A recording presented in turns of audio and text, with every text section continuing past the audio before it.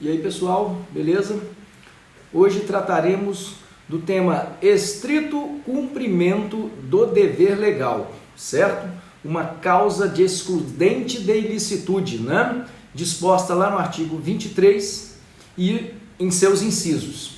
Olha só, falaremos então dos conceitos, fundamentos e natureza jurídica dessa causa excludente de ilicitude. O estrito cumprimento do dever legal, ele é constituído pela ação do agente com o objetivo específico, né, senhores, de cumprir a lei, tá certo?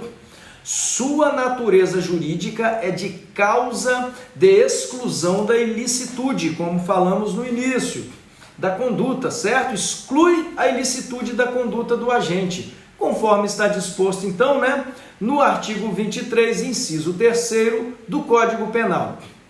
Assim, gente, o agente, no exercício de sua função, com o intuito do cumprimento da lei, ele poderá agir, mesmo que tenha que cometer um fato, né, em tese, um fato típico, porém, não será antijurídico e, por consequência, não haverá prática de crime na ação deste agente, visto que agiu, né, este agente, ele agiu amparado pelo estrito cumprimento do dever legal. Vamos exemplificar então isso aí? Olha só, imagine um policial, gente, que diante de um flagrante delito, ele prende uma pessoa e para isso teve que fazer o uso da força lesionando o sujeito, né? Quebrou o braço do sujeito nesse ato, tá? De usar a força para prendê-lo. Olha só, esse policial ele agiu no estrito cumprimento do dever legal imposto pela lei. Ora, que lei? Ora, Código de Processo Penal, tá? O que diz lá no artigo 301, gente, do Código de Processo Penal? Ó, qualquer do povo poderá, e as autoridades policiais e seus agentes deverão prender quem quer que seja encontrado em flagrante delito, tá certo? Então o policial, ele agiu cumprindo a lei, artigo 301 do Código de Processo Penal. Portanto, se o agente cumpre um dever legal de prender alguém, dentro dos limites autorizados por lei, não há que se falar, né, gente, em ato ilícito, e sim em ato lícito. Agora falaremos dos requisitos, né? Ora, para agir, né, em estrito cumprimento do dever legal, ele tem que ter os requisitos. Como todas as causas de exclusão da ilicitude, o estrito cumprimento do dever legal possui requisitos que devem ser necessariamente observados pelo agente. Quais sejam, né? Olha só. Primeiro requisito, dever legal. Ora, dever legal é o requisito que exige o cumprimento de uma obrigação, senhores. O cumprimento de uma obrigação advinda da lei, tá? Assim, né? Este requisito abrange também, senhores, as obrigações decorrentes dos regulamentos, decretos, portarias, desde que emanados da lei, tá certo? Então, cumprimento de um dever legal. São os preceitos de caráter geral oriundos do poder público, não é isso? Competente para o ato, tá, gente? Então, regulamentos, decretos, portarias, legal? Vale frisar que trata-se, né, de cumprimento de um dever específico. Se tratar-se, no caso, de um cumprimento de dever específico, ou seja, uma ordem específica para um funcionário público, configurará uma situação de obediência hierárquica, certo? Tratando no campo da culpabilidade, certo, gente? Então, olha só, se ele estiver cumprindo uma ordem do superior hierárquico, certo?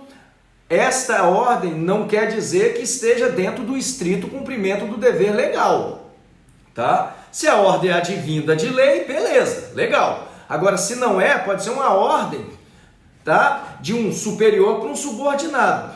Então essa ordem, se ele cumpre essa ordem, ele estará dentro da situação de quê? De uma obediência hierárquica, tratando no campo da culpabilidade, beleza? Agora, se ele cumpre dever legal, ordem legal, descrita por lei, certo? Se ele cumpre a lei, aí sim trata-se aqui, certo? Do estrito cumprimento do dever legal. Devemos observar, tá? Essas duas questões aí.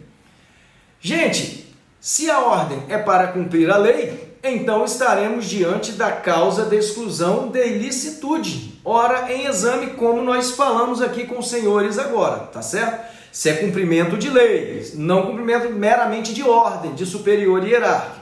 Legal. Segundo requisito é o cumprimento estrito nos limites da lei. Olha só, gente, a ação do agente no exercício da função pública deverá ser rigidamente, estritamente limitada ao conteúdo da lei.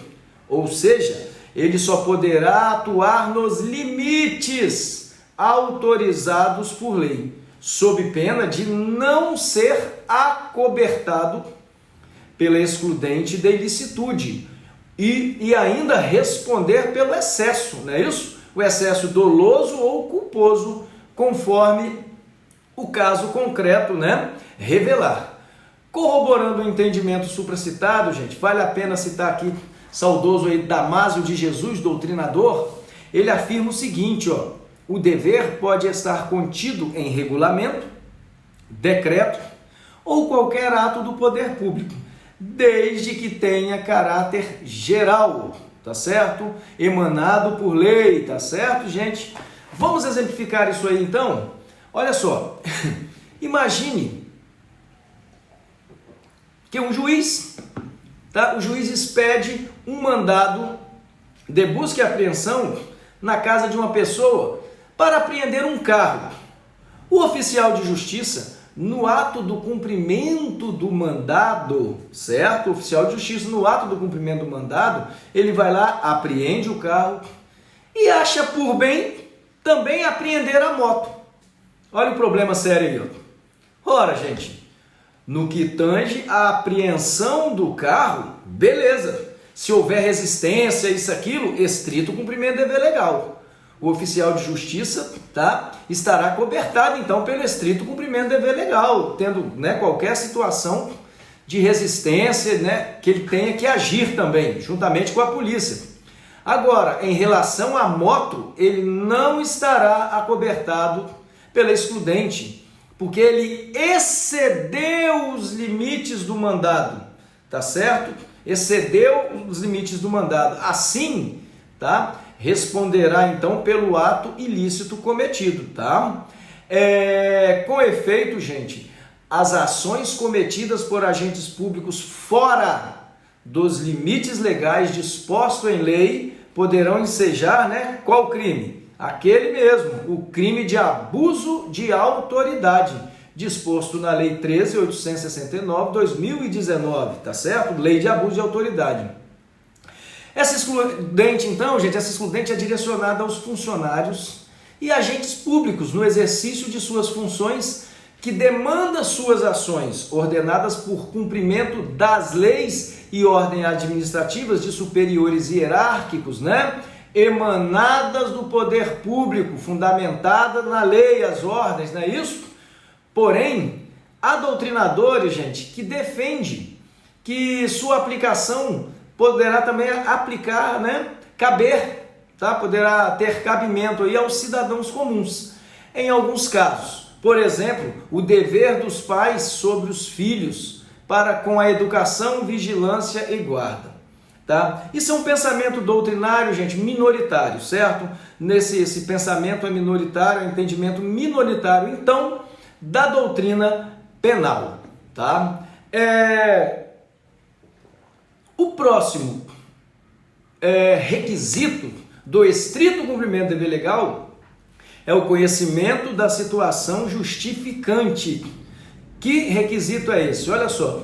O estrito cumprimento do dever legal também exige para a sua configuração o elemento subjetivo presente na ação, Assim, gente, o agente que age, olha só que interessante, o agente que age em nome da excludente, ele deve ter consciência, de que está agindo por força de uma obrigação imposta por lei, certo? Então ele tem que ter esse ânimos, ele age com ânimos, com a intenção de cumprir a lei.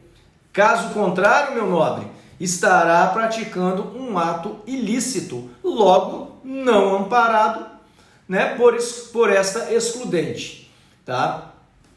E ainda, o estrito cumprimento do dever legal é totalmente incompatível com a prática do crime culposo, certo?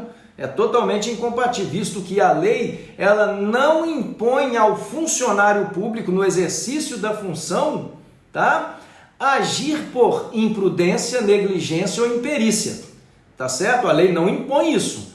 Então, se ele age por imprudência, negligência ou imperícia, e ele alega isso para cumprir a lei, negativo, A lei não ampara esse tipo, de conduta culposa, para cumprir uma imposição legal, tá certo? Gente, essa então foi mais uma causa de excludente de ilicitude, estrito cumprimento do dever legal, E como eu sempre faço, mais informações, mais informações com profundidade no tema, adquira a nossa obra Direito Penal, Parte Geral, volume 1. E lembre-se, se não é inscrito ainda no meu canal, inscreva-se no canal, porque você vai adquirir mais ali conteúdo de aulas, bastante interessante para a sua atualização, dos seus conhecimentos, para o seu estudo de graduação, pós-graduação e operação do direito, tá certo? Na sua operacionalidade aí do direito, do seu dia a dia, nos bastidores e nos corredores jurídicos. Tá certo, gente? Valeu, até a próxima!